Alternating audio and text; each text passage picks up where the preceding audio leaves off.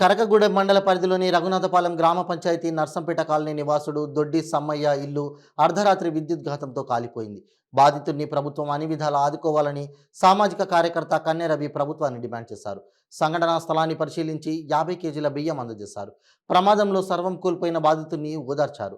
ప్రమాదాలు పేదవాళ్లను కట్టుబట్టలతో నిలబెడుతున్నాయని, ప్రభుత్వం విపత్తుగా గుర్తించి తక్షణ సహాయం ₹1,00,000 ఇందిరమ్మ ఇల్లు ఇచ్చి ఆదుకోవాలన్నారు. అదేవిధంగా స్వచ్ఛంద సంస్థలు ఆదుకునేందుకు ముందుకు రావాలని వారు పిలుపునిచ్చారు.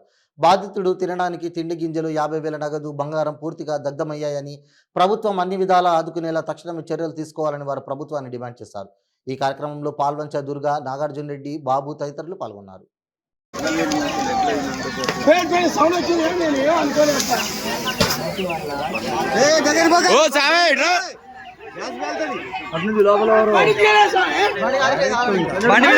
బండి మీద పోయి ఫస్ట్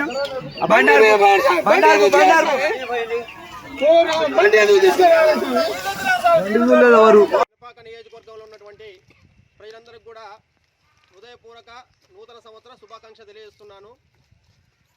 కరకగూడెం మండలం మోతే గ్రామ పంచాయతీ పరిధిలోని రఘునాథపాలెం గ్రామంలో ఏం పేరు నీ పేరు?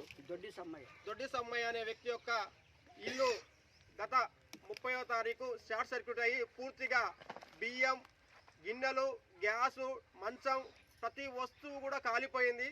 వాళ్ళు కట్టుకున్న బట్టలు తప్ప, వాళ్ళ ఒంటి మీద ఉన్నటువంటి బట్టలు తప్ప వేరే వస్తువులు ఏమీ లేవు. పెద్ద మనసుతో ఈ నియోజకవర్గంలో ఉన్నటువంటి ప్రతి ఒక్కరు కూడా తమ వంతు సహాయంగా ఈ కుటుంబాన్ని ఆదుకోవాలని మనస్ఫూర్తిగా కోరుకుంటున్నాను.